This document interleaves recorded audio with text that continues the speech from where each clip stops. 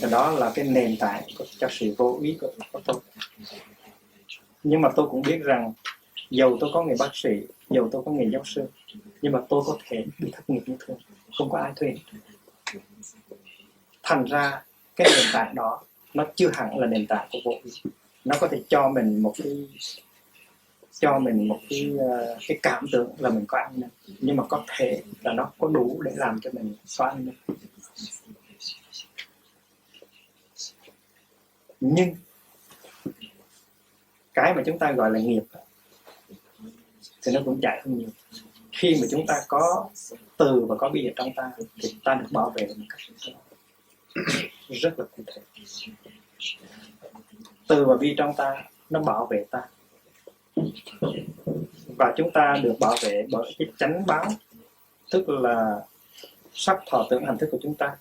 Chúng ta cũng sẽ được bảo vệ bằng cái y báo của chúng ta nữa.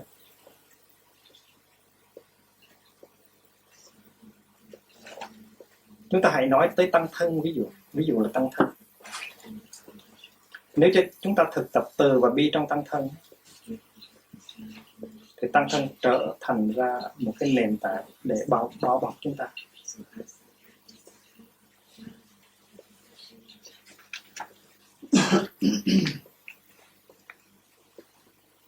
Cố nhiên là chúng ta cần có sự nương tựa.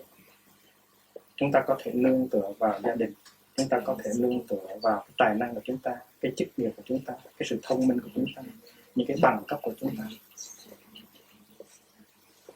Nhưng mà tất cả những cái đó đều có thể vô thường.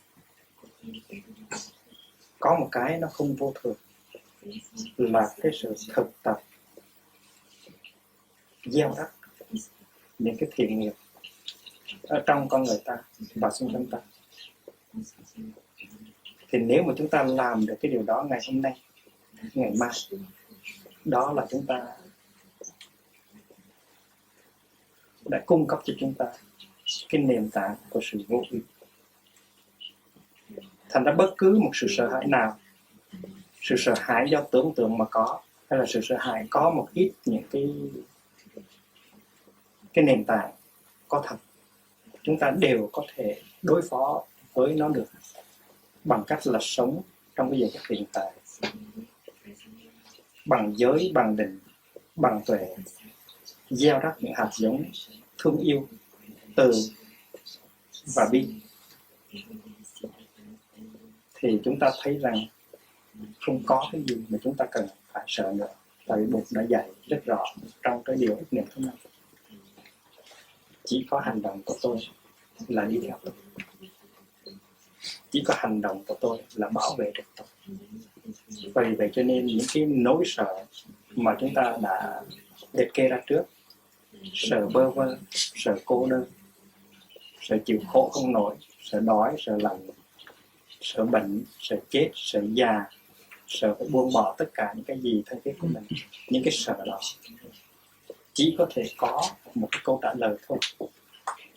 Và làm thế nào để cho những cái hạt giống mà mình gieo ngày hôm nay trong cuộc hiện tại nó trở thành là những yếu tố bảo vệ mình ở trong tương lai. Tại vì nghiệp của chúng ta nó đi theo chúng ta như là bóng theo thầy. Chúng ta không có đợi đến chết thì nghiệp mới đi theo chúng ta. Chúng ta thực tập một ngày thôi, 24 giờ hồi thôi, có giới, có định, có tuệ, có từ và có bi, thì cái đó đã đi theo chúng ta. Chúng ta đã có.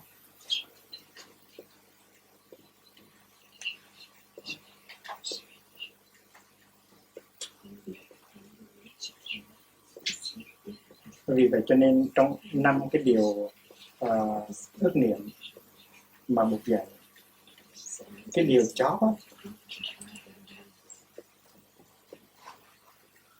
nó nói chúng ta rằng chỉ có nghiệp nhân mà chúng ta gieo trồng nó đi theo chúng ta thôi. Và những nghiệp nhân đó nó chín mùi thành dị thực, thì chính cái đó là cái nó bảo vệ chúng ta. Và chúng ta không cần phải sợ. Đó là nói về những cái bất trắc, những cái sự bất trắc có thể xảy ra. Còn nói về tuệ giác thì chúng ta thấy rằng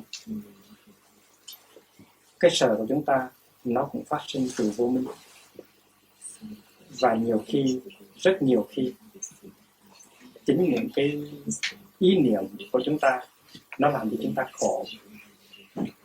Những cái sợ của chúng ta, những đối tượng của chúng ta sợ trước hết là những ý niệm, và vì vậy cho nên tuệ giác là thứ ánh sáng nó soi vào trong những cái ý niệm đó.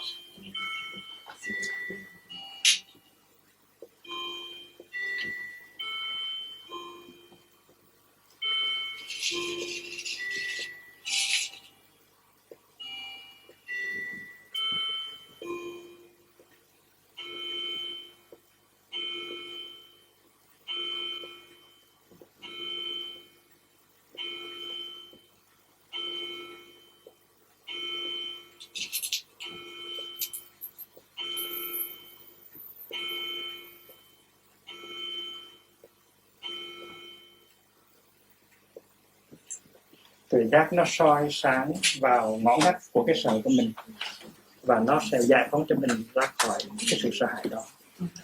Tôi đề nghị là mỗi chúng ta phải sử dụng cái thời giờ ngồi thiền hay là đi thiền hành của chúng ta để mà tiếp xúc với cái sợ, những cái sợ nó có thật ở trong tâm chúng ta. Những cái mà mình sợ nhất, mình lo nhất, mình phải dùng cái thời gian ngồi thiền mà quán chiếu, mà tiếp xúc. Quý vị có thể viết thành một bài, không hẳn là để cho thầy đọc hoặc là các bạn đọc, nhưng mà viết cũng là một cách quán chiếu. Tại vì cái sợ đó nó đi theo chúng ta như những bóng ma, và nó điều khiển chúng ta. Và nếu chúng ta muốn giải thoát thì chúng ta phải nắm tay nó, phải nhìn nhận mặt nó, thì chúng ta mới có thể giải thoát được. Có thể là một hôm nào đó chúng ta sẽ ngồi lại với nhau, và quý vị có được 1 giờ hoặc 2 giờ đồng hồ, mỗi người viết một cái bài về cái sợ của mình, và viết xong thì mình đọc lấy, không cần phải đưa cho thầy con. Nhưng mà có cái thời gian để tập trung. Trước đó thì chúng ta phải dùng cái thời gian thiền hành, thiền tọa của chúng ta để tiếp xúc với cái sợ của chúng ta, đem hai cái phần của con người chúng ta là